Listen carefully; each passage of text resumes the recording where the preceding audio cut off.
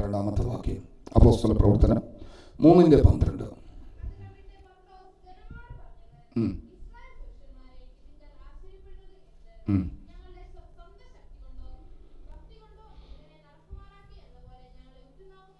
മതി. അത് കണ്ടിട്ട് പത്രോസ് ജനങ്ങളോട് പറഞ്ഞത്, ഇസ്രായേൽ പുരുഷന്മാരെ, ഇതെങ്കിൽ ആശ്ചര്യപ്പെടുന്നത് എന്ത്? ഇതെങ്കിൽ ആശ്ചര്യപ്പെടുന്നത് എന്ത്? ഞങ്ങളുടെ സ്വന്തം ശക്തി കൊണ്ടോ ഭക്തി കൊണ്ടോ ഇവനെ നടക്കുമാറാക്കി എന്ന പോലെ ഞങ്ങളെ ഉറ്റുനോക്കുന്നതും എന്ത്? പലരും ഈ കാലഘട്ടത്തിൽ ചോദിക്കാറുണ്ട്, അന്നത്തെ പോലെ അത്ഭുതങ്ങൾ ഇന്ന് നടക്കുന്നില്ലല്ലോ. അന്ന് അത്ഭുതം നടന്നതിൻ്റെ കാര്യങ്ങളാണ് നമ്മൾ ഇന്ന് ചിന്തിക്കാൻ പോകുന്നത്. അതിന്നും നടക്കും അത്ഭുതം. ഈ ദിവസങ്ങളിൽ ദൈവത്തിൻ്റെ ആത്മാവ് വളരെ വ്യക്തമായിട്ട് വചനത്തിൽ നിന്ന് എന്നോട് സംസാരിച്ചു കൊണ്ടിരിക്കുകയാണ്. സ്വത ആശയം നിങ്ങളോട് ഞാൻ പങ്കുവെക്കുകയാണ്. ഇവിടുത്തെ പശ്ചാത്തലം എല്ലാവർക്കും അറിയാം. ബൈബിൾ വായിക്കുന്നവരാണോ? എപ്പോ ചർച്ചിൽ വന്ന് രാവിലെ സങ്കീർത്തനം വായിക്കാം എന്ന് പറയുമ്പോൾ സ്തോത്രം, അപ്പോഴാണോ? സ്തോത്രം. എന്നും വായിക്കണം. വചനം നമ്മുടെ കാലുകൾക്ക്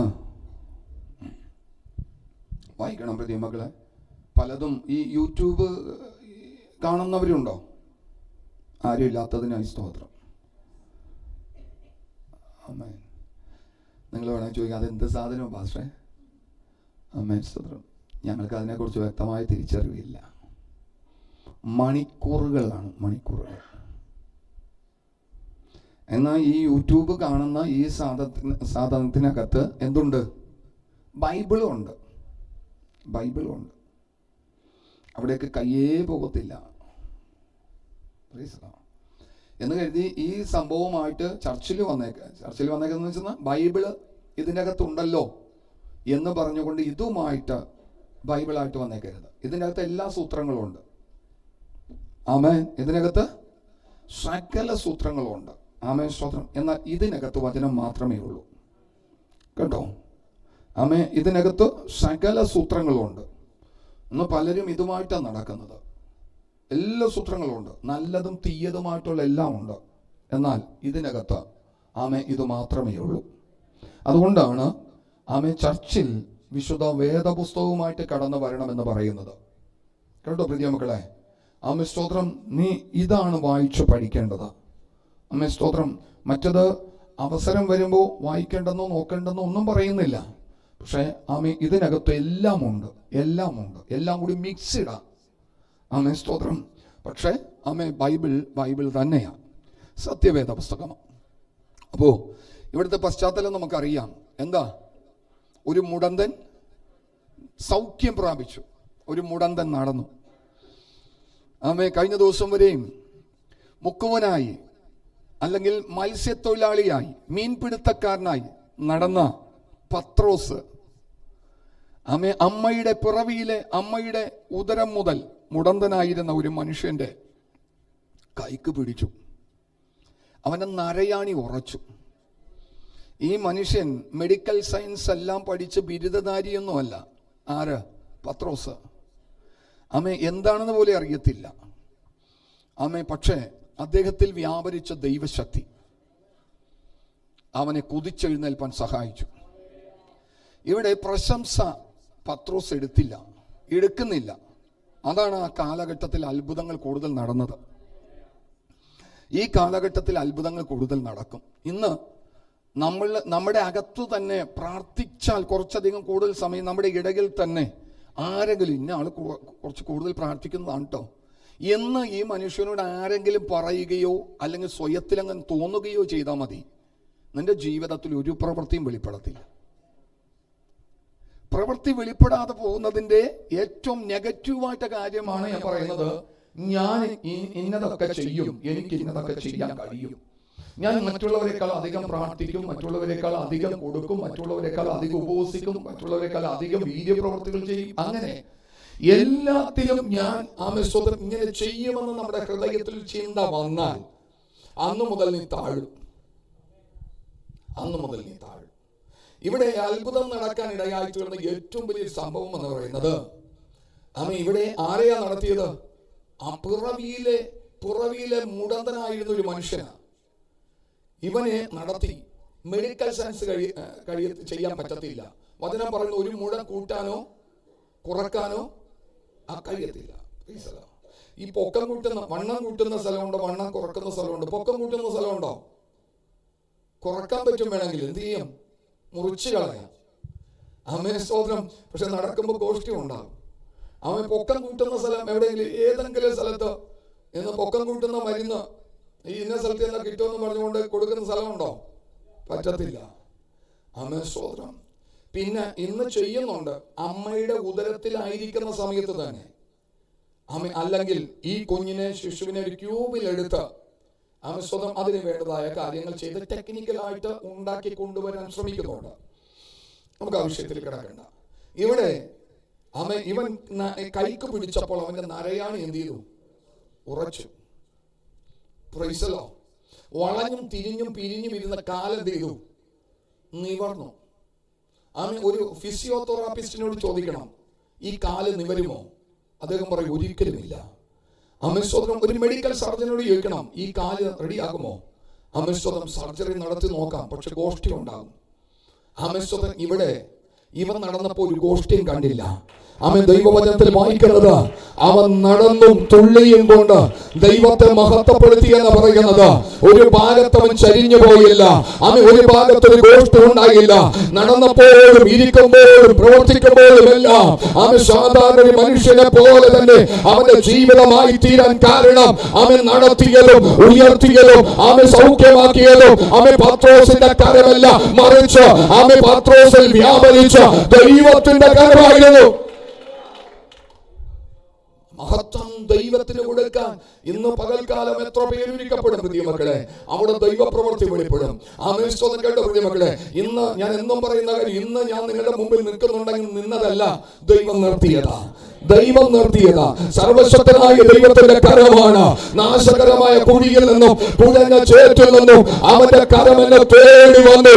ആ ചെളിയിൽ നിന്ന് പോക്കിയെടുത്ത് തിരുവെഴുത്തുകളോ വചനമോ വചനത്തിന്റെ ആധികാരികതയോ അറിയാതിരുന്ന എന്നെ നിങ്ങൾക്ക് മുമ്പാകെ പുസ്തകത്തിൽ നിന്ന് വിളിച്ചു പറയുവാൻ ഇടയാക്കി തീർക്കുന്നത് പരിശുദ്ധ ദൈവമാ.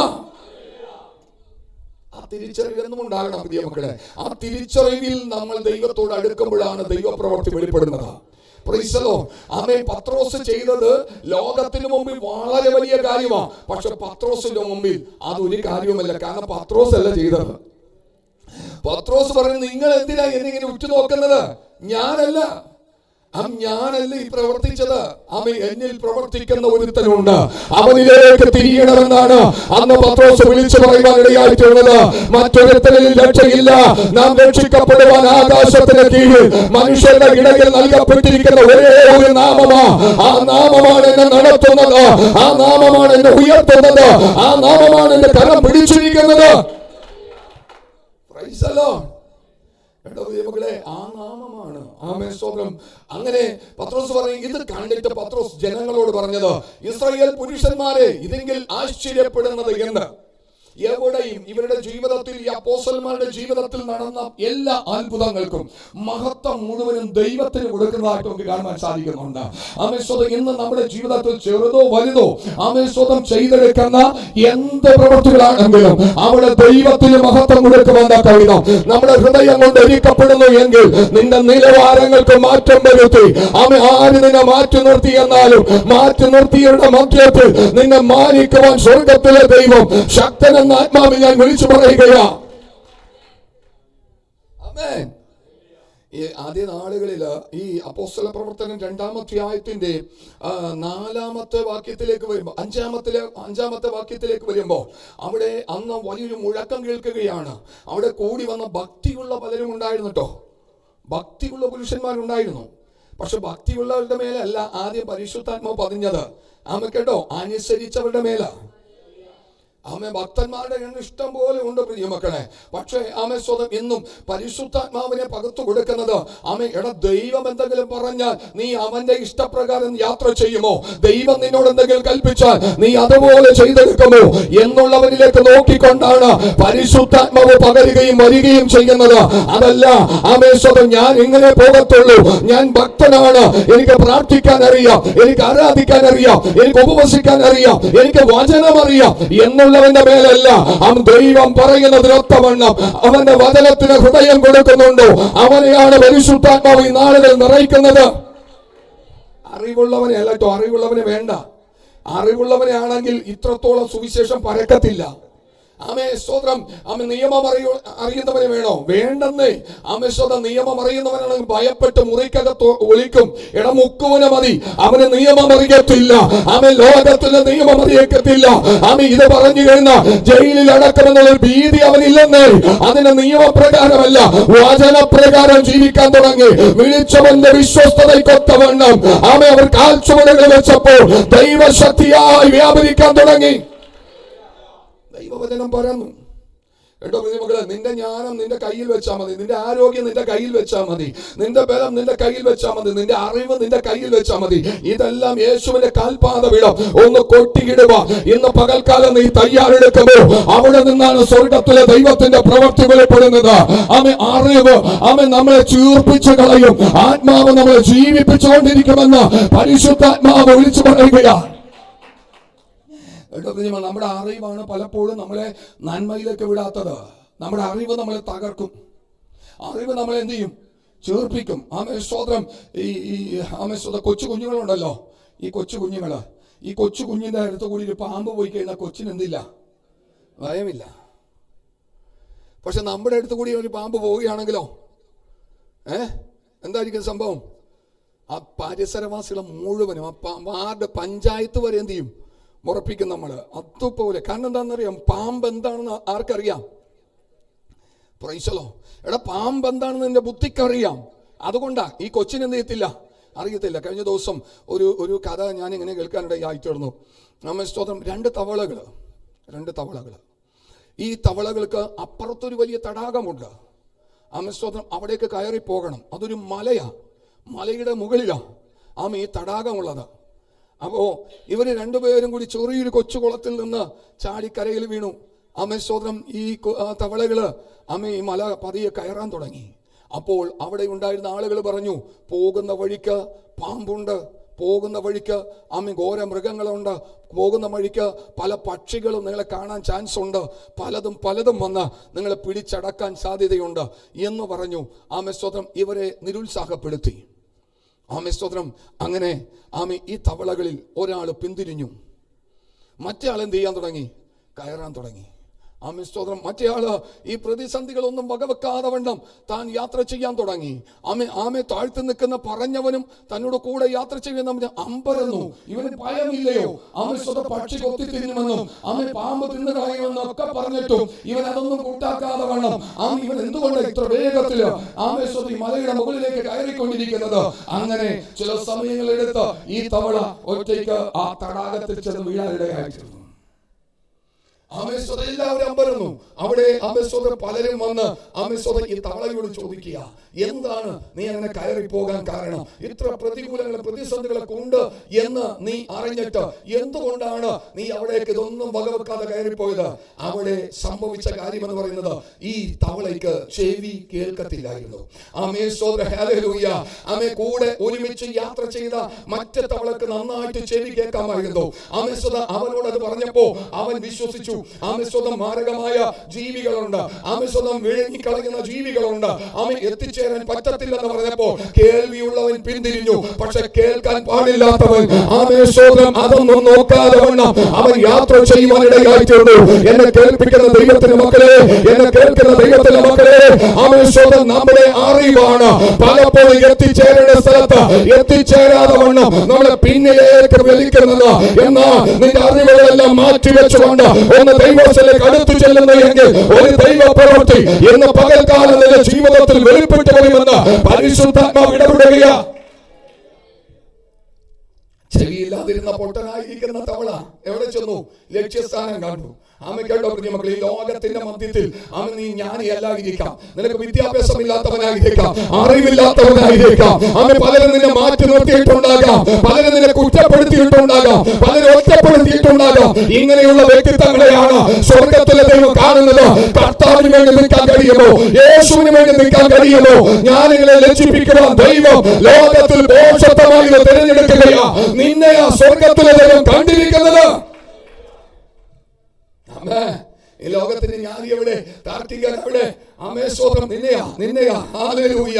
ഞാനിതാ കർത്താവ് ഒരു പോട്ടനാ, ആമേൻ. പലരും എന്നെ മാറ്റിയിട്ടവനാ, ആമേൻ. സ്തോത്രം. പക്ഷേ നിനക്ക് വേണ്ടി ഞാൻ നിൽക്കാം, നിനക്ക് വേണ്ടി എന്റെ ഹൃദയം തരാം. ആമേൻ. സ്തോത്രം. സ്വർഗത്തിലെ ദൈവം നിന്റെ നിലവാരത്തിന് മാറ്റം വരുത്തും, നിന്റെ സ്ഥിതിഗതികൾക്ക് മാറ്റം വരുത്തും. അസാധ്യങ്ങളെ സാധ്യമാക്കിക്കൊണ്ട് പരിശുദ്ധ ദൈവത്തിന്റെ ഉള്ളംകരത്തിൽ നിന്നെ വഹിക്കും.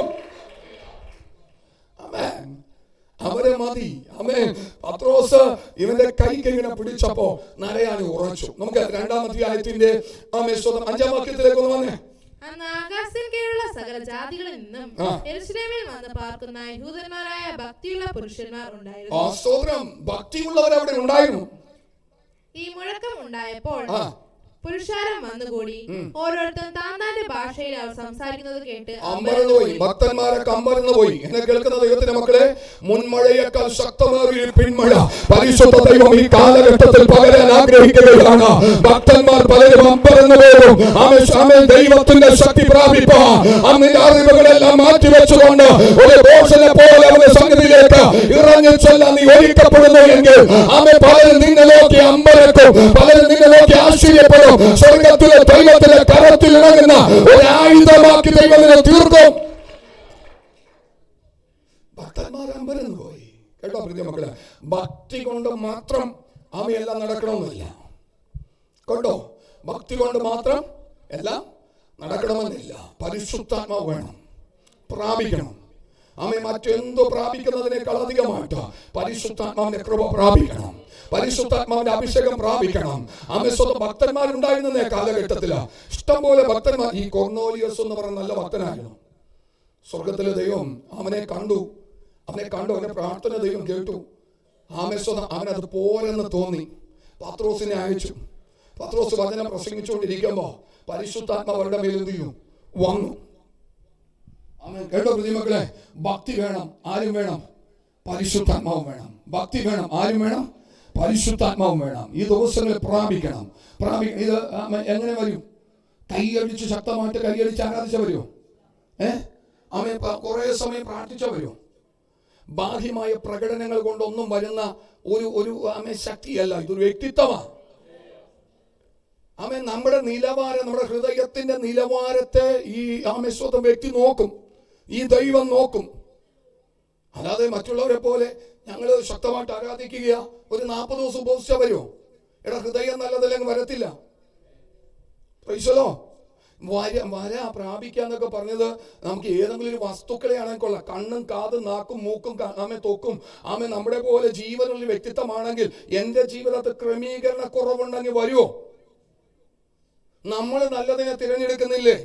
നല്ലതിനോട് പറ്റി നിൽക്കുന്നില്ലേ? നമ്മൾ നല്ലവരല്ലേ നോക്കുന്നത്? നമ്മൾ നല്ലതിനോട് ചേരാനല്ല ആഗ്രഹിക്കുന്നത്. അങ്ങനെയെങ്കിൽ ദൈവത്തിന്റെ ആത്മാവ് ദോഷമുള്ളതിൽ വസിക്കോ? ഞാൻ ഇങ്ങനെയൊക്കെ പോകത്തുള്ളൂ, എനിക്കിങ്ങനെയൊക്കെ ചെയ്യാൻ പറ്റത്തുള്ളൂ എന്ന ദാഷ്ട്യ ഹൃദയമുള്ളവരിൽ വസിക്കോ? എടാ, ഞാനെന്ന അനുഭവം വിട്ടുകളയാൻ നീ എപ്പോൾ തയ്യാറാകുന്നുവോ അപ്പോഴേ ദൈവപ്രവൃത്തി വെളിപ്പെടുത്തുള്ളൂ.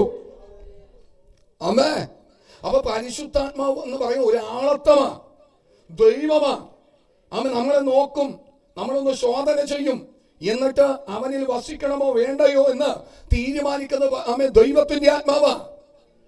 അല്ലാതെ നമ്മുടെ ഭാഗ്യമായ എന്തെങ്കിലുമൊക്കെ പ്രവർത്തികളൊക്കെ കൊണ്ട് ഞാൻ ഇത്ര ആരാധിക്കുന്നതല്ലേ, ഞാൻ ഇത്ര പ്രാർത്ഥിക്കുന്നതല്ലേ, എനിക്കെന്തുകൊണ്ടാ പാസ്റ്റേ പരിശുദ്ധാത്മാവിനെ കിട്ടാത്തത്? അതെന്താണെന്ന് ദൈവത്തോട് ചോദിച്ചാൽ മതി. ആമേൻ. സ്വതം. എടാ, നിനക്ക് പരിശുദ്ധാത്മാവിനെ കിട്ടാത്തത് നിന്നെ ശോധന ചെയ്യുന്ന ദൈവത്തിന്റെ ആത്മാവുണ്ട്. ആ ദൈവത്തിന്റെ ആത്മാവ്. പിന്നെ ഇന്ന് നമ്മൾ എല്ലാവരും അവരെല്ലാവരും അന്യഭാഷ പറയുകയാണ്, അവരിലെല്ലാവരും ആത്മാവുണ്ട്. അതുകൊണ്ട് ഞാനും എന്ത് ചെയ്തേക്കാം? പറയാൻ പറ്റും, കേട്ട് പറയാൻ പറ്റും, അറിവിൽ പറയാൻ പറ്റും. ആത്മാവിൽ പറയണമെങ്കിൽ ചിലത് പ്രാപിക്കണം. ആത്മാവിൽ പറയുന്നവന്റെ ജീവിതത്തിൽ മാറ്റങ്ങൾ ഉണ്ടാകും. കേട്ടോ, അറിവിൽ പറയുന്നവന്റെ ജീവിതത്തിൽ മാറ്റങ്ങൾ ഉണ്ടാകത്തില്ല. എന്നും ഒരുപോലെ തന്നെ പോകും. ആമേ ദോഷമാണെങ്കിൽ ദോഷം മുറുകെ പിടിച്ചുകൊണ്ട് പോകും. ആമേ കോപമാണെങ്കിൽ കോപം മുറുകെ പിടിച്ചുകൊണ്ട് പോകും. തിന്മയാണെങ്കിൽ തിന്മ മുറുകെ പിടിച്ചുകൊണ്ട് പോകും. പക്ഷെ പരിശുദ്ധാത്മാവ് വന്നാൽ മാറ്റം വരും.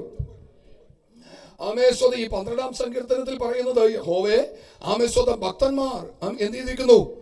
ആമേ സ്വതം ഇല്ലാതെ പോകുന്നു. ആമേ വിശ്വസന്മാർ എന്ത് ചെയ്യുന്നു? മനുഷ്യപുത്രന്മാർ കുറഞ്ഞിരിക്കുന്നു. Price the Lord. ആമേ എന്നല്ലേ വാക്യം? ആമേ സ്വതം. അപ്പോ ഭക്തി ഉള്ളത് കൊണ്ട് ആമേ ശക്തി വെളിപ്പെടണമെന്നില്ല കേട്ടോ. ഭക്തി ഉള്ളത് കൊണ്ട് ശക്തി വെളിപ്പെടണമെന്നില്ല. ഭക്തന്മാർ അവിടെ ഉണ്ടായിരുന്നു, അവരിലേക്കല്ല പകർന്നത്. ആമേ സ്തോത്രം, ഹല്ലേലൂയ. യവന്മാരായി വരുന്നേ ഉള്ളൂ. തള്ളിപ്പറഞ്ഞവരൊക്കെ ഉണ്ടായിരുന്നു, ആമേ അവിശ്വസിച്ചവരൊക്കെ ഉണ്ടായിരുന്നു, ആമേ ആണിപ്പഴുതിൽ വിരലിട്ടവരൊക്കെ ഉണ്ടായിരുന്നേ. ആമേ സ്തോത്രം, ഈ കൂട്ടത്തിനകത്ത് പക്ഷെ ഒരു വലിയൊരു മുഴക്കം കേട്ടു. അവരെല്ലാം ഒന്നായി തീർന്നു. ആമേ സ്തോത്രം. എന്തുകൊണ്ടാണെന്നറിയാമോ? ദൈവത്തെ അനുസരിച്ചു. എല്ലാവരും പാകപ്പിഴവുള്ളവരുടെ കൂട്ടമായിരുന്നേ. ആമേ സ്തോത്രം, ഹല്ലേലൂയ. പത്രോസ് യേശുവിനെ ആമേ പലവട്ടം തള്ളി പറഞ്ഞവനാ. ആമേ സ്തോത്രം, ഹല്ലേലൂയ. അതുപോലെ ആമേ തോമസ് ആമേ യേശുവിന്റെ ആണിപ്പഴുതിൽ വിരലിട്ടിട്ടല്ലാതെ ഞാൻ വിശ്വസിക്കത്തില്ല എന്ന് പറഞ്ഞവനാ. ആമേ സ്തോത്രം. എല്ലാവരും ഒരുമിച്ച് ആമേ സ്തോത്രം മീൻപിടുത്തത്തിന് പിന്നെയും കടന്നുപോയവരാ. യേശു വിളിച്ച് വേർതിരിച്ചവരാ. ആരാ വിളിച്ച് വേർതിരിച്ചത്? യേശു. ഇന്ന് പലരും പറയും, പക്ഷേ അവര് ഭയങ്കര പിന്മാറ്റത്തിൽ പോട്ടെ, അവര് പിന്മാറ്റത്തിൽ പോട്ടെ. എടാ, യേശുവിനോട് കൂറില്ലാത്തവർ പോട്ടെന്നേ. അനീതി ചെയ്യുന്നവൻ ഇനി എന്ത് ചെയ്യട്ടെ? പോട്ടെ. ആമേ. എടാ, നിനക്ക് നിൽക്കാൻ പറ്റുമോ? നിനക്ക് നിൽക്കാൻ പറ്റുമോ?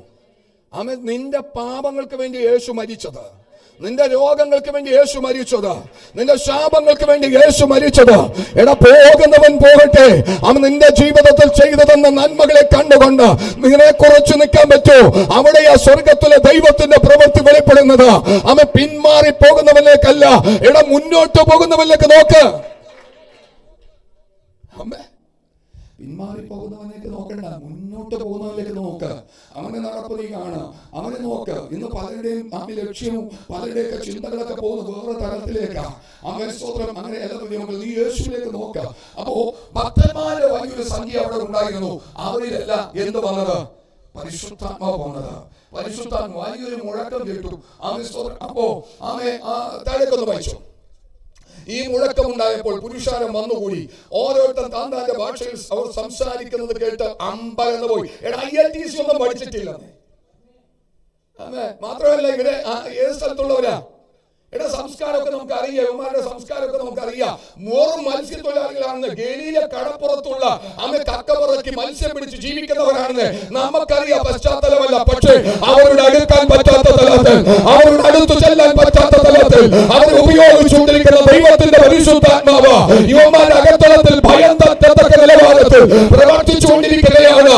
വിദ്യാസമ്പന്ന വിദ്യാഭ്യാസമില്ലാത്തവരെ കണ്ട് ഭയപ്പെട്ടു.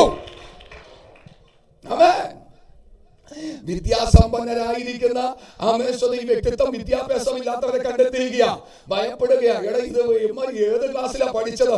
ഏത് ഗമാലിയുടെ പാദപീഠം ഇരുന്ന ഇത് പ്രാപിച്ചത്? എന്നാ ചോദിക്കുന്നു. ഒന്നും പ്രാപിച്ചിട്ടില്ലെന്ന് എല്ലാം വെളിപ്പെടുത്തി തരുന്ന ദൈവത്തിന്റെ ആത്മാവുണ്ട്. നിന്റെ അറിവിൽ പ്രസാദിക്കുന്ന ദൈവമല്ല, നിന്റെ അറിവുകേടിൽ പ്രസാദിക്കുന്ന ദൈവമാണ്. നീ നിന്നെ തന്നെ സമർപ്പിക്കുന്ന എങ്കിൽ നിനക്ക് ഉച്ചരിച്ചു കൂടാത്ത പല ഭാഷകളും നിന്റെ ആദരത്തിൽ നിന്ന് പരിശുദ്ധ ദൈവം പുറത്തിറക്കും. ഹിന്ദി അറിയത്തില്ല ഭാഷ, മലയാളം അറിയത്തില്ല, ഇംഗ്ലീഷ് അറിയത്തില്ല, പോരായ്മകളെ നികത്താൻ പോകുകയാ. കേട്ടോ മക്കളെ, എനിക്കറിയത്തില്ല. പരിശുദ്ധാത്മാവ് പറയുന്നു, നീ എത്ര ശ്രമിച്ചിട്ടും നിന്റെ ബുദ്ധിക്കകത്ത് ചില കാര്യങ്ങൾ കയറുന്നില്ല. ഞാൻ എന്തു ചെയ്യും ദൈവമേ എന്ന് പ്രാർത്ഥിച്ചുകൊണ്ടിരിക്കുന്ന നിനക്ക് വേണ്ടി ഇന്ന് പകൽക്കാലം പരിശുദ്ധാത്മാവ് പറയുന്നു, നിന്റെ പോരായ്മകളെ നികത്തി തന്നുകൊണ്ട്, നിന്റെ ബലഹീനതകളെ മാറ്റി തന്നുകൊണ്ട് ഒരു ദൈവ പ്രവർത്തനത്തിന്റെ പകല് നിനക്ക് വേണ്ടി സ്വർഗം ചെയ്യാൻ പോകുകയാ.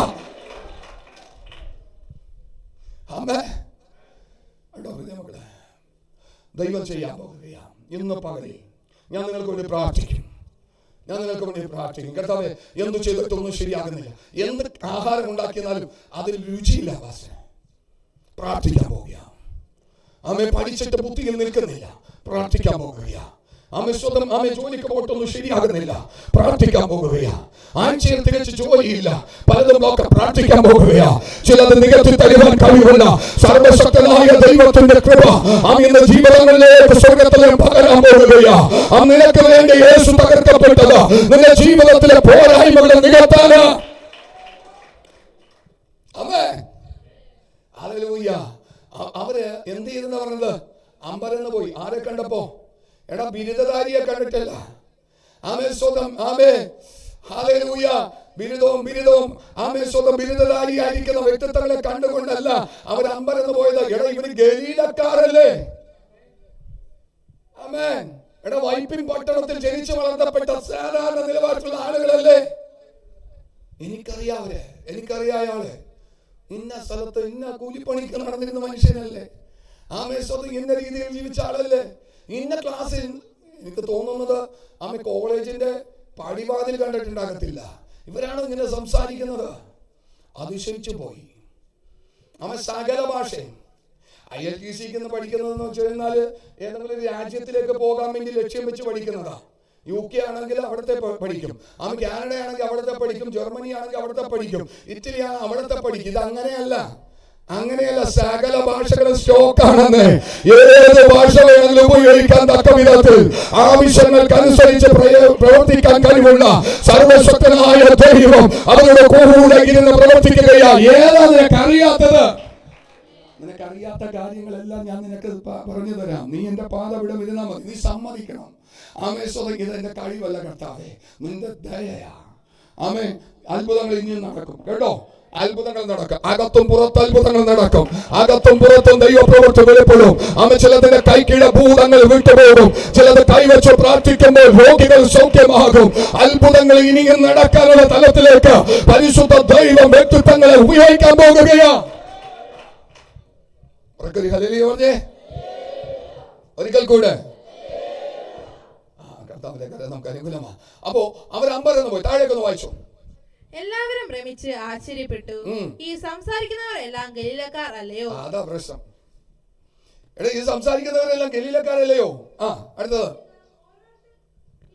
പിന്നെ നാം ഓരോരുത്തൻ ജനിച്ച നമ്മുടെ സ്വന്തം ഭാഷയിൽ അവർ സംസാരിച്ച് കേൾക്കുന്നത് എങ്ങനെ?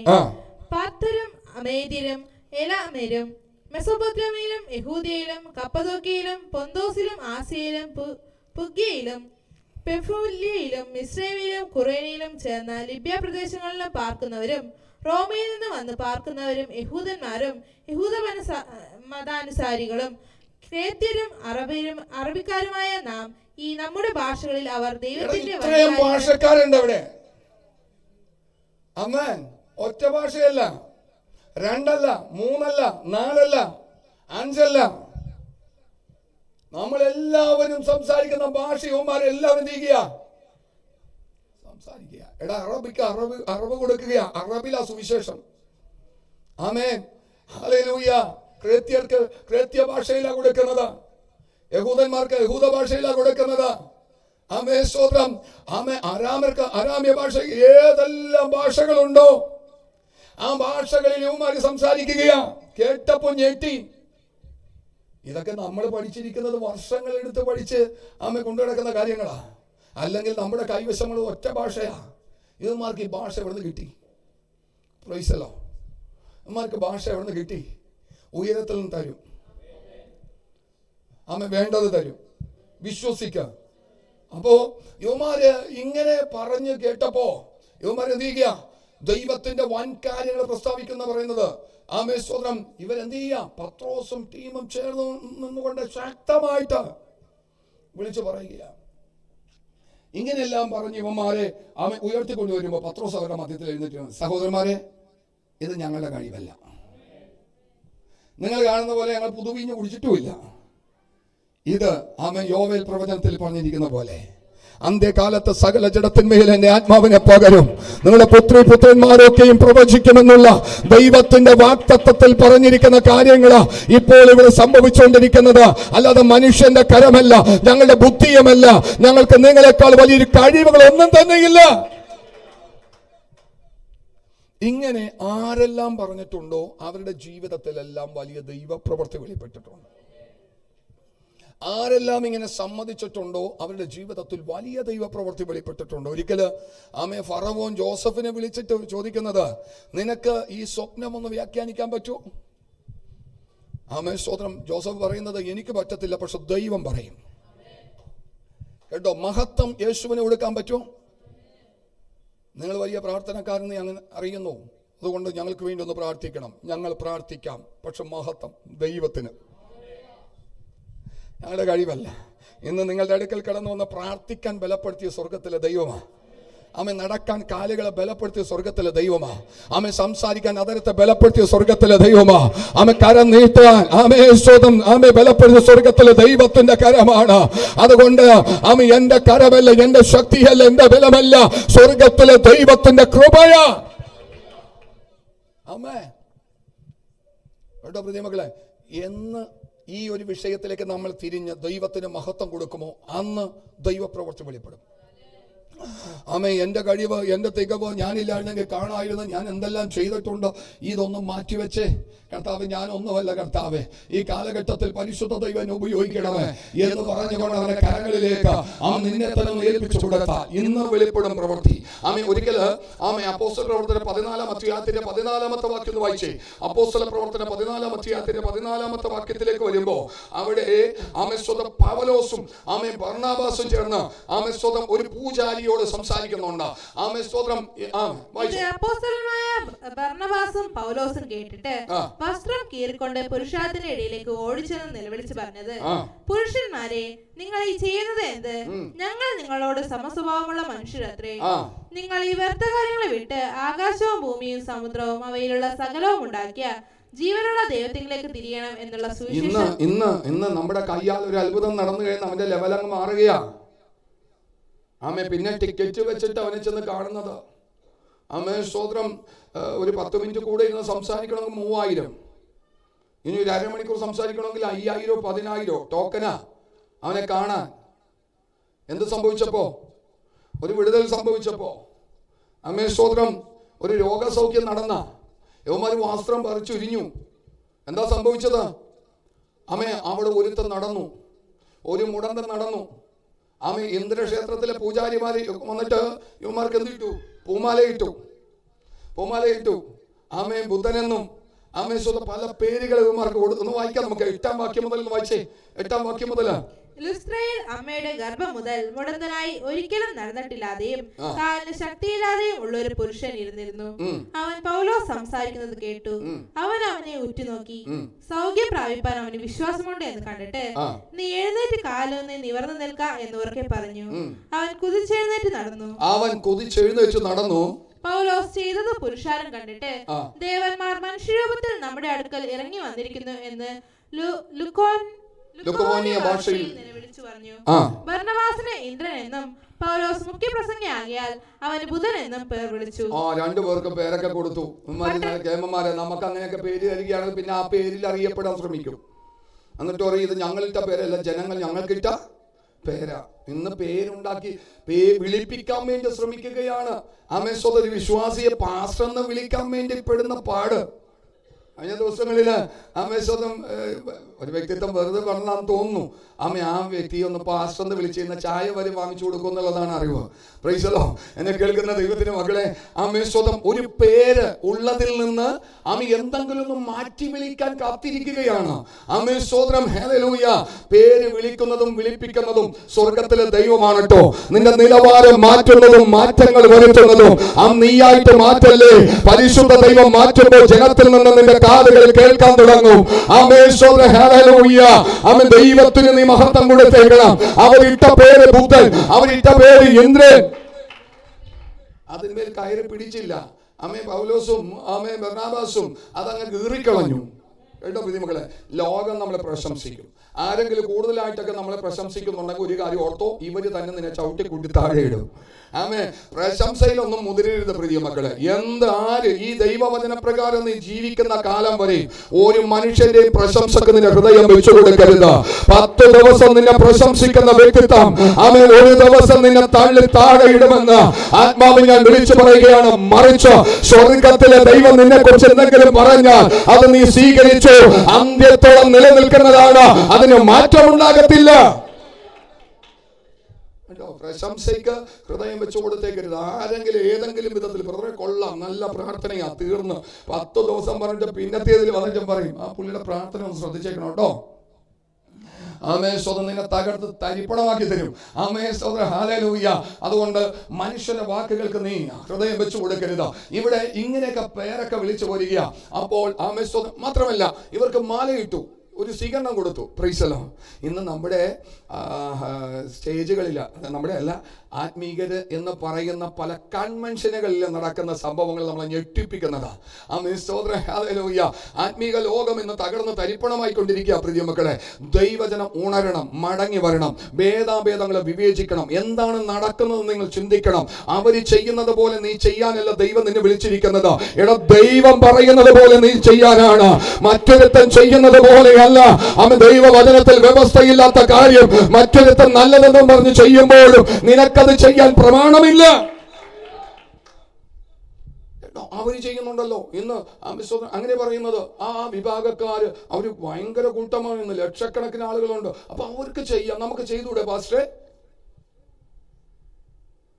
അമ്മേ, നമുക്ക് ചെയ്തുകൂടെ? ഇസ്രായേൽ ജനം മുഴുവനും, ഇസ്രായേൽ എന്ന് പറയുന്ന ജനം മുഴുവനും, മോശ ഒഴികെ സകല മനുഷ്യരും കാളക്കുട്ടിയെ ഉണ്ടാക്കി അതിനെ ആരാധിക്കുക. അവർക്ക് വേണമെങ്കിൽ അങ്ങനെ ഒരു നിയമമാക്കി മാറ്റാം. ഒറ്റൊഴിയാതെ സകല മനുഷ്യരും ഇതിന്റെ മുമ്പിൽ ആരാധനയാ, തുള്ളിച്ചാടുകയാ, നൃത്തം ചെയ്യുകയാ. ആരും അവരെ കുറ്റപ്പെടുത്താനില്ല, അവരെല്ലാം ചെയ്യുന്നത് ശരിയാ. പക്ഷെ എന്ന് പറഞ്ഞുകൊണ്ട് അത് ശരിയാകോ? ശരിയാകോ? ഒരു രാജ്യം മുഴുവൻ അംഗീകരിച്ചിരിക്കുന്ന മാനദണ്ഡമാണ് ഇത് ശരിയാണെന്നേ എന്ന് പറഞ്ഞാൽ ശരിയാകോ? ഏത് ശരി ഏത് തെറ്റെന്ന് പറഞ്ഞിരിക്കുന്നത് ഒരുത്തനുണ്ട്. അവിടെ ചിലപ്പോൾ ഒരുത്തനായിരിക്കാം നീ നിൽക്കുന്നത്, ഒറ്റൊരുത്തനായിരിക്കാം നീ നിൽക്കുന്നത്. അതിനുവേണ്ടി നിൽക്കണം പ്രിയ മക്കളെ, സത്യത്തിന് വേണ്ടി നിൽക്കണം. ഒരു സമൂഹം മുഴുവനും തെറ്റെന്ന് പറഞ്ഞ്, നല്ലതെന്ന് പറഞ്ഞ് അവൻ തെറ്റിനെ നന്നാക്കി മാറ്റുമ്പോൾ നിനക്ക് കിട്ടിയിരിക്കുന്ന ബോധ്യത്തിനനുസരിച്ച് ഇന്ന് പകൽ നീ യാത്ര ചെയ്യണം. അത് തെറ്റാണെങ്കിൽ അതിനോട് വിട്ടു നിൽക്കണം. അവര് ചെയ്യുന്നുണ്ടെന്ന് പറഞ്ഞ് നിനക്ക് ചെയ്യാൻ പ്രമാണമില്ല, നീ അത് ചെയ്യരുത്. വേറിട്ട് നിൽക്കണം. അവനെയാണ് ഭക്തൻ എന്ന് വിളിക്കുന്നത്. ആമേ സ്തോത്രം. അടുത്ത വാക്യം, 13-ാം വാക്യം. പട്ടണത്തിന്റെ മുമ്പിലുള്ള ഇന്ദ്രക്ഷേത്രത്തിലെ പുരോഹിതൻ കാളകളെയും പൂമാലകളെയും ഗോപുരത്തിൽ കൊണ്ടുവന്ന് എവിടെയാ ഇത് നടക്കുന്നത്? ഒരു ക്ഷേത്രത്തിന്റെ മുമ്പിലാ. മറ്റുമുടന്തം നടന്നത് എവിടെയാ? ഒരു ദൈവാലയത്തിന് മുമ്പിലാ. ആമേ, സുന്ദരം എന്ന ദൈവാലയ ഗോപുരത്തിന്റെ മുമ്പിൽ ഭിക്ഷ യാചിക്കുന്ന ഒരു മുടന്തൻ. ഇവിടെ ഇന്ദ്രക്ഷേത്രത്തിന്റെ മുമ്പിൽ ഇരുന്ന് ഭിക്ഷ യാചിക്കുന്ന ഒരു മുടന്തൻ. Praise the Lord. ഹല്ലേലൂയ. 2 സ്ഥലത്തും മുടന്തന്മാരാ. ആമേൻ. 2 സ്ഥലത്തും ദൈവമുണ്ടെന്ന് പറഞ്ഞുകൊണ്ട് ആളുകൾ അനുദിനം കയറിപ്പോയി പ്രാർത്ഥിച്ചു വരുന്ന സ്ഥലമാണ്. പക്ഷെ അകത്തല്ല ദൈവപ്രവൃത്തി വെളിപ്പെട്ടത്, പുറത്താ. കേട്ടോ പ്രിയ മക്കളെ, ആമേ, ഉയർത്തി പൊക്കി കെട്ടിവെച്ചിരിക്കുന്ന ഗോപുരത്തിന്റെ അകത്തല്ല ദൈവപ്രവൃത്തി വെളിപ്പെട്ടത്. ആമേ, പരിശുദ്ധാത്മാവിൽ നിറഞ്ഞ നടക്കുന്ന ദൈവഭൃത്യന്മാരുടെ പുറത്താ ദൈവപ്രവൃത്തി വെളിപ്പെട്ടത്. അതുകൊണ്ട് വിശ്വസിക്കാം. ആമേ, ആള് കൂടുന്ന സ്ഥലത്തല്ല ആത്മാവുള്ളത്. ആമേ, സ്വതം വിശ്വസിക്കുന്നവരുടെ മേല ആത്മാവ് കടന്നു വരുന്നത്. ആളുകൾ കൂടുന്ന ഇഷ്ടം പോലെ സ്ഥലങ്ങളുണ്ട് പ്രിയ മക്കൾ. അവിടെയാണ് ആൾക്കൂട്ടം. ആമേ, അവിടെയാണ് ആമേ സ്വതം ശാപമുള്ളടുത്ത് സ്വത്രം. ജീവനുള്ളിടത്ത് ആ കഴുക്കൽ ഉണ്ടാകത്തില്ല. ജീവനുള്ള സ്ഥലത്ത് കഴുക്കൽ എന്ത് ചെയ്യത്തില്ല? വരത്തില്ല. ശവമുള്ളിടത്ത് എന്ത് ചെയ്യും? കൂടും. ചത്ത് കിടക്കുന്ന ഇടത്ത് ഇഷ്ടം പോലെ ആളുകൾ ഉണ്ടാകും പ്രിയ മക്കളെ. ആളുകൾ കൂടുന്നതിലല്ല പ്രിയ മക്കളെ കാര്യം. ആമേ, കഴിഞ്ഞ ദിവസങ്ങളിൽ ആരോ പറഞ്ഞു, ആമേ സ്വതം ക്വാണ്ടിറ്റിയിലെ അല്ല കാര്യം, ക്വാളിറ്റിയിലാണ്. Price the Lord. ക്വാണ്ടിറ്റിയിൽ അല്ല കാര്യം, എന്തിലാ? ക്വാളിറ്റിയില്ല. എന്ന് കേൾക്കുന്ന ദൈവത്തിന്റെ മക്കളെ, ആമേ സ്വതം ജനപരിപ്പത്തിലല്ല. എടാ, ഒരുത്തനാണോ നിൽക്കുന്നത്?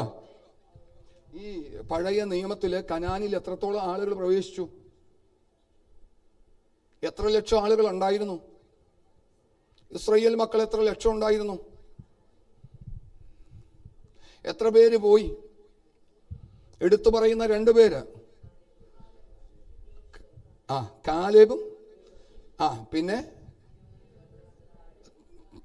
സ്തോത്രം, കടിച്ചു കീറി പോകുമെന്നും കൊള്ളയായി തീരുമെന്നും ഗുണദോഷങ്ങളെ തിരിച്ചറിയാത്ത ആമേ കുറെ ആളുകള് പോയി. ബാക്കിയുള്ളത് എവിടെ പോയി? ബാക്കിയുള്ളത് എവിടെ പോയി? ദൈവം നടത്തിയതല്ലേ? ഒരേ ആത്മീകാഹാരം കഴിച്ചതല്ലേ? ഒരേ പാറയിൽ നിന്ന് കുടിച്ചതല്ലേ? ഒരു മേഘത്തിന് കീഴിൽ വന്നതല്ലേ? ചെങ്കടൽ ഒരുമിച്ച് കടന്നതല്ലേ? ആമേ മന്ന ഒരുമിച്ച് കഴിച്ചതല്ലേ? ആമേ സ്തോത്രം, ഹല്ലേലൂയ. എവിടെ പോയി ബാക്കി എവിടെ പോയി? അതുപോലെ തന്നെ ആയിരിക്കും ഈ കാലഘട്ടത്തിലും.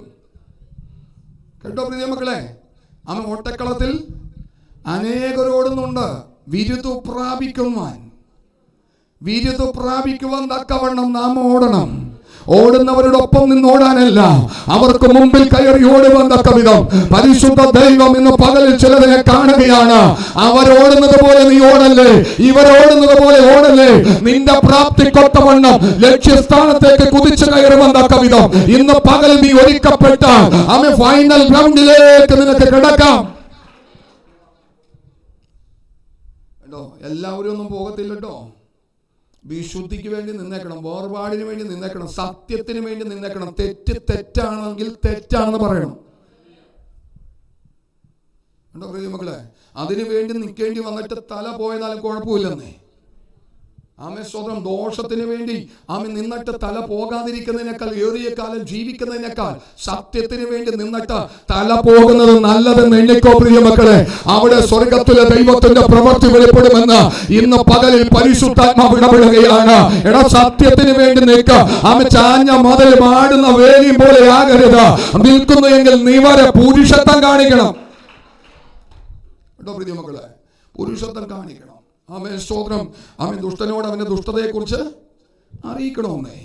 അവൻ മടങ്ങി വന്നാൽ ആമേൻ സ്തോത്രം നീ നേടി. അവൻ മടങ്ങി വന്നില്ലെങ്കിലും ആ രക്തത്തിന്റെ വില നീ കൊടുക്കണ്ട. കേട്ടോ, തെറ്റിന് കൂട്ടു നിൽക്കരുത്. ഞാൻ ഈ കാലഘട്ടത്തിലും എന്നും പറയുന്ന ഒരു ആമേശ്വത കാര്യമാണ്. എടാ, ഒറ്റപ്പെട്ടു പോയെന്നിരിക്കാം, പത്മോസിൽ അകപ്പെട്ടു പോയെന്നിരിക്കാം, ഏകാന്തതയിൽ തള്ളപ്പെട്ടെന്നിരിക്കാം, ഒരു മനുഷ്യനും നിന്നോട് സഹതാപം കാണിച്ചില്ലെന്നിരിക്കാം. ആമേ, ഒരു വിഷയവുമാക്കണ്ട, സത്യത്തിന് വേണ്ടി നിൽക്കണം. പറഞ്ഞത് ആരുടെ നടുവിലാണെങ്കിലും ഞാൻ ഇന്നതാ പറഞ്ഞത്, ഞാൻ ഇന്നതാ ചെയ്തത്, അതിനു വേണ്ടി ഉറച്ചു നിന്നേക്കണം പ്രിയ മക്കളെ, യേശുവിന്റെ നാമത്തിൽ. ആമേൻ. അവിടെയാ ദൈവപ്രവൃത്തി വെളിപ്പെടുന്നത്. ആമേ സ്വതം ചെയ്യാത്ത കാര്യം ചെയ്തെന്നു. ആമേ സ്വതം ഹല്ലേലൂയ.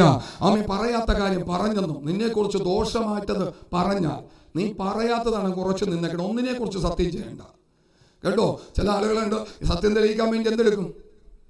ബൈബിൾ എടുക്കും. സത്യം തെളിയിക്കാൻ വേണ്ടി വീട്ടിൽ പ്രായമുള്ളവും പ്രായം കുറഞ്ഞ ആൾക്കാരെടുക്കും. ഒന്നില്ലെങ്കിൽ അപ്പൻ, അമ്മ, അല്ലെങ്കിൽ ആമേ കൊച്ച്. ഒന്നിനെ കുറിച്ച് സത്യം ചെയ്യണം. നീ പറഞ്ഞത് സ്വർഗത്തിൽ ദൈവം കേട്ടിട്ടുണ്ട്. നീ ആരുടെ മുമ്പ് തെളിയിക്കാനൊന്നും പോകണ്ട. പരിശുദ്ധ ദൈവം നിനക്ക് വേണ്ടി ഇറങ്ങി തെളിയിക്കും. സത്യം ജയിക്കത്തുള്ളൂ. ആമേ, അനീതി ഒരിക്കലും ജയിച്ച ചരിത്രമില്ല.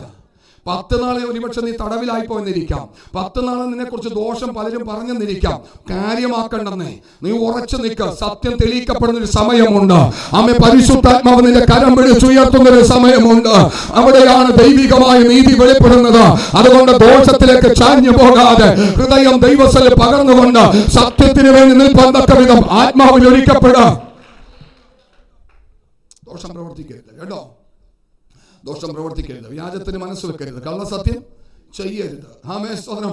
ഇന്ദ്രക്ഷേത്രത്തിലെ പുരോഹിതൻ കാളകളെയും പൂമാലകളെയും ഗോപുരത്തിങ്കൽ കൊണ്ടുവന്നു. അപ്പൊ കാള അന്നുണ്ട്. പ്രൈസലോ. ഇന്ന് മാത്രമാണോ നമുക്ക് ഈ ആധുനിക ലോകത്തിൽ കാളയെ കണ്ടപ്പോഴും ആമേൻ സ്തോത്രം ചിന്തിക്കുന്നത്? ഇതെന്ത്? അന്നും ഉണ്ട്. എത്ര നൂറ്റാണ്ടുകൾക്ക് മുമ്പുള്ള സംഭവമാ. ആമേൻ സ്തോത്രം. കാള പ്രൈസലോ. ഈ അഹരോൻ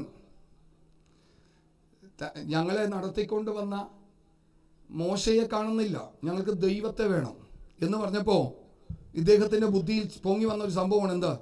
കാള. എന്നിട്ട് ഇദ്ദേഹം പറഞ്ഞ എന്താണെന്നറിയാമോ? എല്ലാവരുടെ കുണുക്കും ആമേ സ്വർണവും വളയും ആമേ കമ്മലും മോതിരവും ആമേ സ്വതം മാലയും എല്ലാം കൂടി തീക്കകത്ത് ഇട്ടപ്പോൾ കാള എന്ത് ചെയ്തു? അങ്ങനെയായിരുന്നോ സംഭവം? ഇല്ല. ഇയാൾ കൊത്തുളി കൊണ്ട് എന്ത് ചെയ്തു? ഭാഷ വരുത്തി. അപ്പൊ ഇദ്ദേഹത്തിന്റെ ഹൃദയത്തിൽ കിടക്കുന്ന ആരാ? ആ ദൈവം കാള. ദൈവം കാള, പുല്ല് തീറ്റുന്ന കാള. സ്തോത്രം. ആമേ. ഇന്ന് പലർക്കൊക്കെ ഇതുപോലത്തെ കാളയെ, പട്ടിനെ, പൂച്ചനെ, പശുവിനെ, ആടിനെ, എരുമനെ, പാമ്പിനെയൊക്കെ കണ്ടെന്നാലേ എന്ത് ചെയ്യാൻ പറ്റത്തുള്ളൂ? ഒന്ന് തൊട്ടും മൊത്തണം, എന്തിനെങ്കിലും ഒന്ന് കാണണം. മ്യൂസിയത്തിൽ പോയാൽ മതി, സകലതുണ്ട് അവിടെ. സ്തോത്രം ഒട്ടും കുറയാതെ കൊണ്ട് ഇഷ്ടം പോലെ ഉണ്ട്. സ്തോത്രം ഉരകം മുതൽ പറക്കുന്ന പക്ഷി സകലതുണ്ട്. സ്തോത്രം. അവിടുത്തെ പറ്റത്തില്ല, പള്ളി എന്നോ അമ്പലം എന്നോ പറയുന്ന സ്ഥലത്തുള്ള പാമ്പിനെ വേണം, അല്ലെങ്കിൽ അവിടുത്തെ കാളയെ വേണം, അവിടുത്തെ പശുവിനെ വേണം, ഇല്ലേ? ഈ മ്യൂസിയത്തിൽ കിടക്കുന്നില്ലേ, ഇതൊന്നും പശുവല്ലേ, ഇതൊന്നും കാളയല്ലേ, ഇതൊന്നും പോത്തല്ലേ, കണ്ടാമൃഗം. സ്തോത്രം. അതിനെ പറ്റത്തില്ല. അതിനുള്ള ബുദ്ധിയൊക്കെ ഉണ്ട് ഞങ്ങൾക്ക്. ഞങ്ങൾ അങ്ങനെ പൊട്ടന്മാരാക്കരുത്. മ്യൂസിയത്തിൽ കിടക്കുന്നത് മൃഗങ്ങളാണ്, കാഴ്ച ബംഗ്ലാവിലുള്ള സാധനങ്ങൾ ഞങ്ങൾക്കറിയാതെ. പക്ഷെ ഇതങ്ങനെയല്ല. ഇതാരാ? ഇത് ദൈവം. ഇവിടെയുള്ളത് ഒരു ദൈവ പരിവേഷണം കൊടുത്ത് നിർത്തിയിരിക്കുക. അങ്ങനെ ഇന്ദ്രക്ഷേത്രത്തിലെ കാളക്ക് ഈ മുടന്തനെ എന്തും കാണുന്നുണ്ട്, ഇന്ദ്രക്ഷേത്രത്തിലെ പൂജാരി കാണുന്നുണ്ട്, അവിടെ പ്രാർത്ഥിക്കാൻ വരുന്നവർ കാണുന്നുണ്ട്. ഇവൻ എന്ത് ചെയ്യുന്നത്? ഭിക്ഷ യാചിക്കുന്നത്. കേട്ടോ പ്രിയമക്കളെ, കഴിഞ്ഞ ദിവസങ്ങളിൽ പലരും കൈവിട്ടു പോയ ചിലത് നിന്റെ പട്ടണത്തിൽ, നിന്റെ പരിസരത്തുണ്ടെന്ന് പരിശുദ്ധാത്മാവ് ഞാൻ വിളിച്ചു പറയുകയാണ്. പുരോഹിതന്മാർ കൈവിട്ടവർ, പൂജാരിമാർ കൈവിട്ടവർ, ശാസ്ത്രലോകം കൈവിട്ടവർ, മെഡിക്കൽ സയൻസ് കൈവിട്ടവർ പലരും നിന്റെ വീടിന്റെ പരിസരത്തുണ്ട്. ആത്മാവിൽ നിറഞ്ഞുകൊണ്ട് ഇന്ന് പകൽക്കാലം ഇറങ്ങിച്ചെല്ലാൻ കഴിയുമോ? ചിലതിന് നരയാണികളെ ഉറപ്പിച്ചുകൊണ്ട് പരിശുദ്ധ ദൈവം നിന്നിലൂടെ പ്രവൃത്തി ചെയ്യാൻ പോകുകയാ. ചുറ്റുപാടില്ലേ പ്രതിമക്കളെ? ചുറ്റുപാട് കിടക്കുന്നില്ലേ? എല്ലാവരും സൗഖ്യമാകത്തില്ല കേട്ടോ. പ്രാർത്ഥിച്ചിട്ട് വേണം പോയി ചെയ്യാൻ. ഈ കാണുന്ന എല്ലാ മുടന്തന്മാരെയൊന്നും എന്ത് ചെയ്യത്തില്ല. ഇവിടെ ഈ വചനം കേട്ടിട്ട് കള്ളം കുടിച്ച് സ്തോത്രം ദോഷവും പ്രവർത്തിച്ച് കിടക്കണം മുടന്തനെ കാണുമ്പോൾ ചെന്ന് പ്രാർത്ഥിക്കാൻ ചെന്നേക്കരുത്, അടികൊള്ളൂ. സ്തോത്രം. ഹല്ലേലൂയ. എടാ, അങ്ങനെ ഇരിക്കുന്നവനുണ്ട്, ദൈവം തരും, ഗൈഡൻസ് തരും. പ്രാർത്ഥിക്കുന്നവന്റെ അകത്തളത്തിൽ എല്ലാ മുടന്തന്മാരെ യേശു നടത്തിയിട്ടില്ല, എല്ലാ കുരുട്ടുകണ്ണ് യേശു തുറന്നിട്ടില്ല. സ്തോത്രം. എല്ലാ ബദിരന്മാർക്കും കേൾവി കൊടുത്തിട്ടില്ല. സ്തോത്രം. എല്ലാ ഊമനെ യേശു സൗഖ്യമാക്കിയിട്ടില്ല. സ്തോത്രം. ഒരു തെളിവ് ഞാൻ തരാം. ഈ കുളം കലങ്ങുമ്പോൾ സൗഖ്യമാകാൻ വേണ്ടി കുളക്കടവിൽ കിടക്കുന്ന ഒരുപാട് ആളുകളുണ്ട്. അവിടേക്ക് യേശു ചെന്നല്ലോ. എത്ര പേര് സൗഖ്യമാക്കി? ഒറ്റൊരു തന്നെ. അതുകൊണ്ട് പുതിയ നിയമത്തിലേക്ക് വരുമ്പോഴും മറ്റൊരു കാര്യം യേശു ചേർത്ത് പറയുന്നത്, സാരാഫാത്തില് ആ കാലഘട്ടത്തിൽ ക്ഷാമം അധികമുണ്ടായിരുന്നു. സാരാഫാത്തിലെ ഒരു വിധവയുടെ അടുക്കിലേക്കാ ഏലിയാവിനെ അയച്ചത്. അവിടെ ഒരു വിധവ ഉണ്ടായിരുന്നല്ലോ, അല്ലെന്ന് ഇഷ്ടം പോലെ വിധവമാരുണ്ടായിരുന്നു. എല്ലാ സ്ഥലത്തേക്ക് പ്രാർത്ഥനയോടെ ഗൈഡൻസോടെ മാത്രമേ ചെല്ലാവൂ. കേട്ടോ, ഒരു പുരോഹിതന്റെ 7 മക്കൾ കൂടിയിട്ട് ഒരു ഭൂതത്തെ പുറത്താക്കാൻ വേണ്ടി പോയി. സംഭവിച്ചത് എന്തായിരുന്നു? തുണിയില്ലാതെ ഓടി, നഗ്നരാക്കി ഓടിച്ചെന്നാ പറയുന്നത്. സ്തോത്രം. തുണി അഴിച്ചോടിച്ചു, കേറി ഒരുത്തൻ 7 പേരെ അടിച്ചു, മൃഗീയമായി പരിക്കേൽപ്പിച്ചു, ഉടുവസ്ത്രം വരെ പിടിച്ചെടുത്തു. കേട്ടോ, നല്ലൊരു ഗൈഡൻസ് ഉണ്ടാകണം. പരിശുദ്ധാത്മാവ് തരും. മുറിക്കകത്തിരുന്ന് പ്രാർത്ഥിക്കും, ആത്മാവ് പറയും. ആത്മാവ് പറയുന്നിടത്തേക്ക് പോകാവൂ, ആത്മാവ് പറയുന്ന സ്ഥലത്തേക്ക് പോകാവൂ. എല്ലാ സ്ഥലത്തേക്ക് ഓടരുത്, ആര് വിളിച്ചെന്നാലും പോകരുത്. എല്ലാ സ്ഥലത്തും പല സ്ഥലത്തു നിന്ന് വിളി വരും. ഞങ്ങൾക്ക് സ്തോത്രം. ഈ സോണി സഹോദരനൊക്കെ അറിയാം. ഞങ്ങൾ മുൻകാലങ്ങളിൽ ആരാധിച്ചുകൊണ്ടിരുന്ന ഫോർട്ട് കൊച്ചി ചർച്ചില് ഒരു മനുഷ്യന് സ്തോത്രം. ഞാൻ കാണുന്ന സമയത്ത് നല്ല പാട്ടുകാരനാ. പക്ഷെ ഞാൻ കാണുന്ന സമയത്ത് ഇദ്ദേഹത്തിന് അല്പമായിട്ട് മാനസിക പ്രശ്നമുണ്ട്. പക്ഷെ നല്ല തികവുള്ള, ആരോഗ്യമുള്ള, സ്തോത്രം, ബലമുള്ള ഒരു മനുഷ്യനായിരുന്നു. കർത്താവിന് വേണ്ടി ഏറ്റവും കൂടുതൽ പ്രയോജനപ്പെട്ട ഒരു വ്യക്തിത്വമായിരുന്നു. ഇദ്ദേഹത്തിന്റെ ഉള്ളിൽ ഒരിക്കൽ തോന്നുകയാണ് ഒരു വീട്ടിൽ ചെന്ന് സുവിശേഷം അറിയിക്കാൻ. എന്ത് പറയാനാ? സുവിശേഷം പറയാൻ. അപ്പോൾ സമയം ഏകദേശം രാത്രി 9:30 മണി.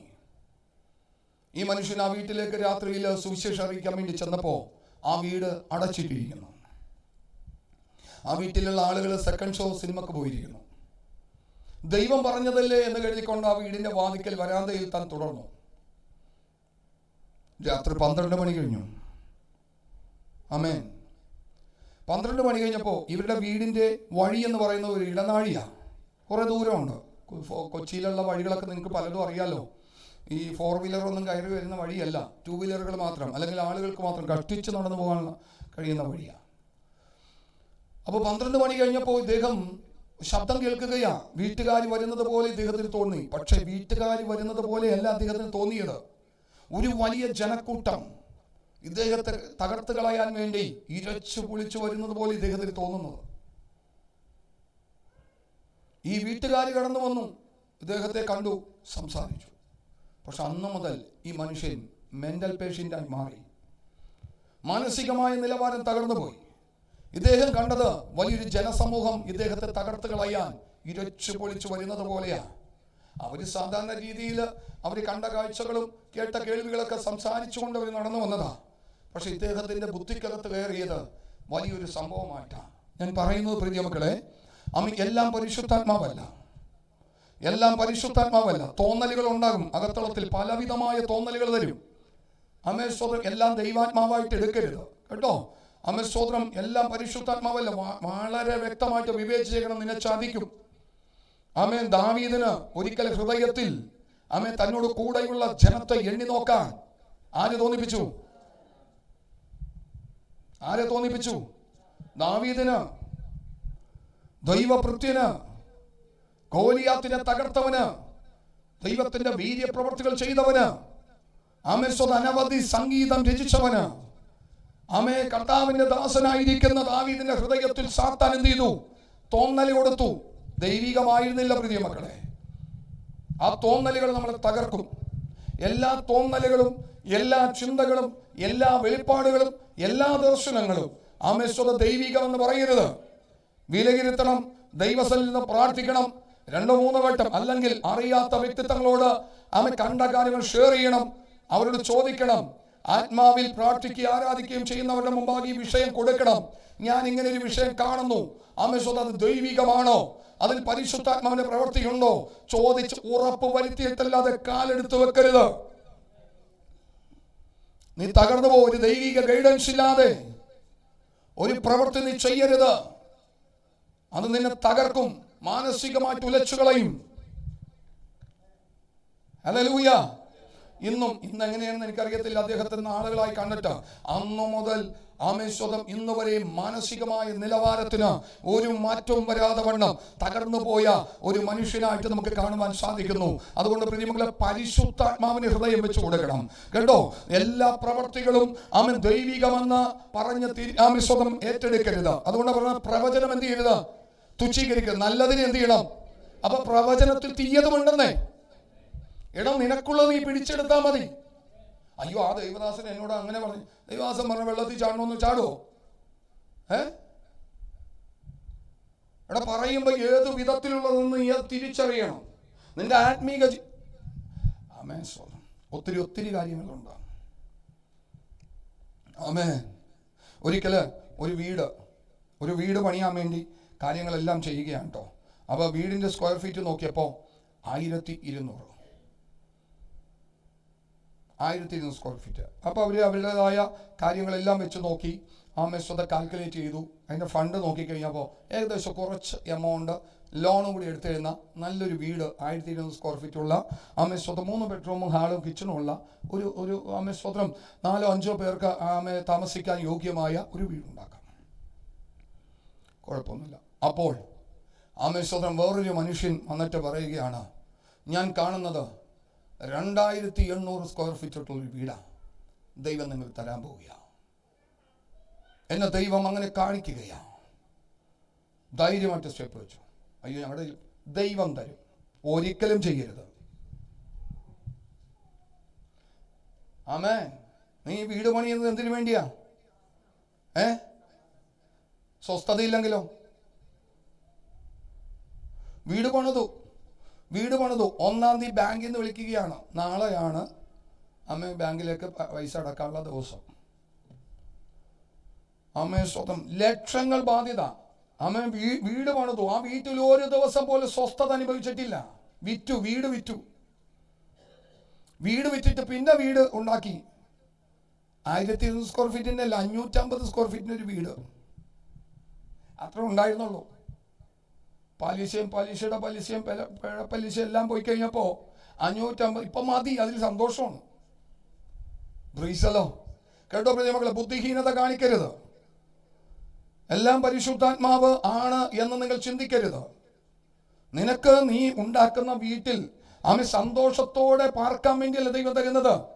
അതിൽ നിനക്ക് സന്തോഷം കിട്ടിയില്ലെങ്കിലോ? ഒരു വീടുണ്ടാക്കിയിട്ട് എന്നും ദുഃഖവും പ്രയാസവും ഭാരവുമാണെങ്കിലോ?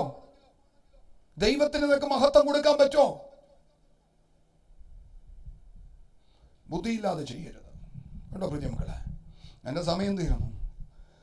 അതുകൊണ്ട് മഹത്വം ദൈവത്തിന് അവർ കൊടുക്കാൻ തുടങ്ങിയപ്പോൾ ദാനിയേൽ പ്രവചനത്തിൽ കാണാൻ സാധിക്കുന്നത്, ആമേൻ, രാജാവ് സ്വപ്നം കണ്ടു.